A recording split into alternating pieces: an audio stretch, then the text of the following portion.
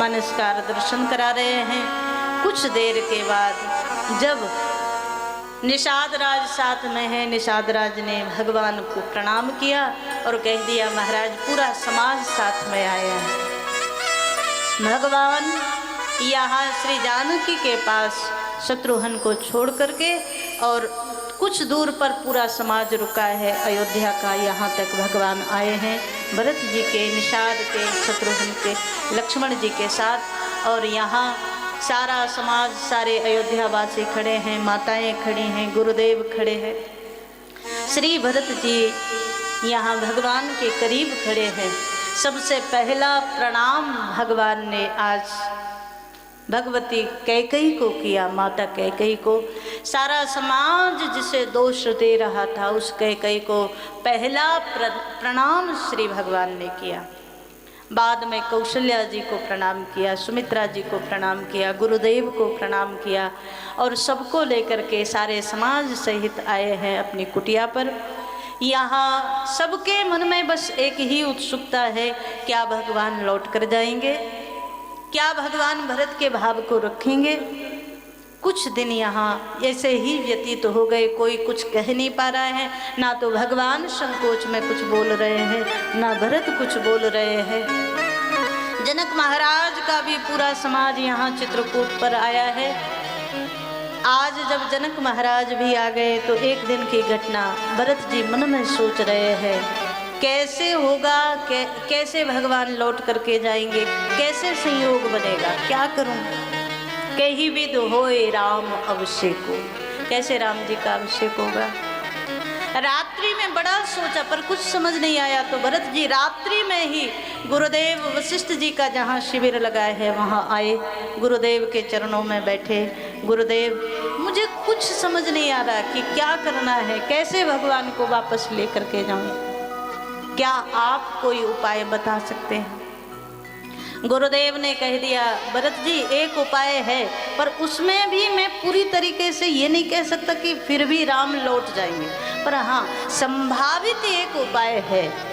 भरत जी ने हाथ जोड़ दिए, गुरुदेव आपका बड़ा उपकार होगा मेरे ऊपर, मैं कभी जीवन में आपसे ऋणी नहीं हो सकता, आप किसी भी प्रकार से भगवान को वापस लेकर के चले, राम जी राज सिंहासन स्वीकार करें।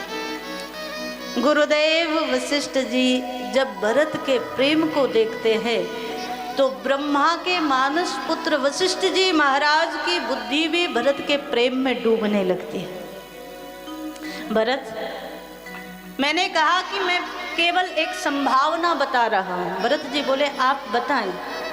श्री गुरुदेव ने कह दिया मुझे ऐसा लग रहा है भरत, पिता के वचन को राम जी कभी तोड़ेंगे नहीं, और पिता के वचन को तोड़ेंगे नहीं तो लौट कर कैसे जाएंगे।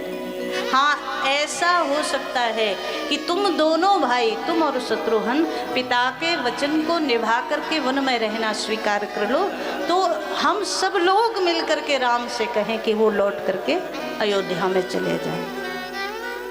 श्री गोस्वामी जी महाराज दर्शन करा रहे हैं, तुम कानन गवनहु दोहु भाई, तुम दोनों भाई वन में जाना स्वीकार कर लो तो संभावना है।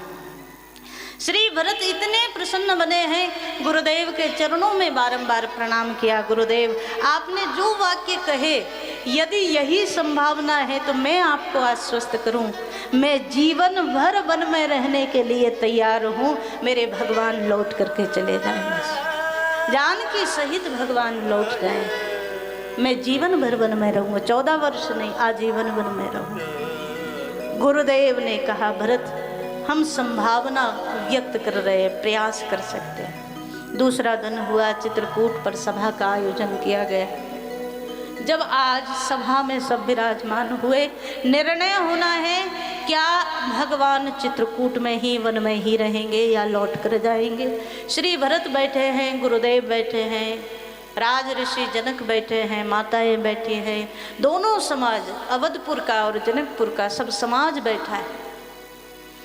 भरी सभा में कोई भी बोलने को तैयार नहीं हुआ, सब मौन है। तो आज भगवान उठ करके खड़े हुए, भगवान ने गुरुदेव को प्रणाम करके, पिता समान जनक महाराज को प्रणाम करके कह दिया गुरुदेव आप हमारे केवल हम लोगों के नहीं, पूरे रघुवंश के मालिक आप हैं। आप जो कहेंगे, जैसा निर्णय करेंगे, वो हम दोनों भाइयों को स्वीकार होगा, हमारी पूरी अयोध्या की प्रजा को स्वीकार होगा। एक बार आप निर्णय करके बताइए कि हमें क्या करना चाहिए। और वैसे भी जब दो राहे पर जीवन हो तो गुरु से बढ़िया निर्णय कौन दे सकता है।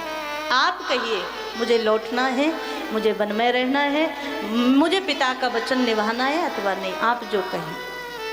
मानसकार दर्शन करा रहे हैं। जब आज वशिष्ठ जी के ऊपर छोड़ दिया सब, तो वशिष्ठ जी महाराज उठे सभा के मध्य में, सबके बीच में बोले, राम आज तक कुछ विशेष निर्णय छोड़ दूं तो बाकी सब निर्णय जब से रघुवंश का पुरोहित बना तब से मैं ही करता आ रहा हूं, पर आज का निर्णय मैं नहीं करूंगा। भगवान ने कहा, गुरुदेव आप नहीं करेंगे तो कौन करेगा, आपको निर्णय करना चाहिए। वशिष्ठ जी ने कहा, मैं निर्णय इसलिए नहीं कर सकता कि निर्णय करने वाले को निष्पक्ष होना चाहिए, और मेरा मन मेरी बुद्धि भरत के प्रेम में डूब चुकी है।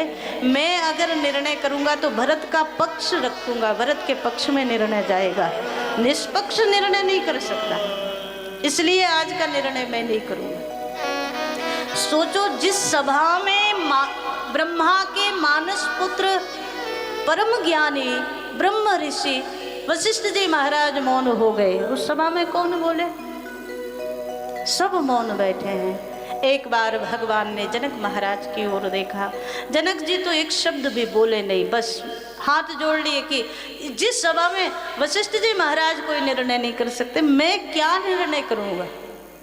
जनक जी महाराज मौन हो गए, सारी सभा स्तब्ध है।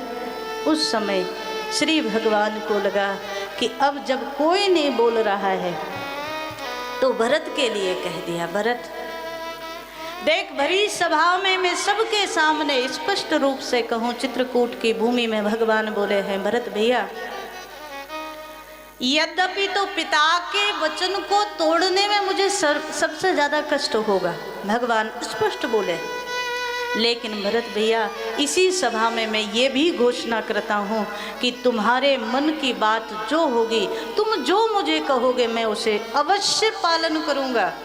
मुझे पिता के वचन को तोड़ने में कष्ट होगा, पर उससे ज़्यादा कष्ट होगा भरत अगर तुम्हारे मन की बात को मैं न रख पाऊँ। इसलिए आज की सभा में अब निर्णय आपको करना है। मैंने स्पष्ट रूप से कह दिया, जो भरत कहेगा मैं वो करने को तैयार। एक क्षण के लिए कल्पना भी करो, अवध का सिंहासन मानो जैसे लोग गेंद खेलते हैं ना, तो अवध के सिंहासन को आज दोनों भाइयों ने गेंद का खेल बना लिया।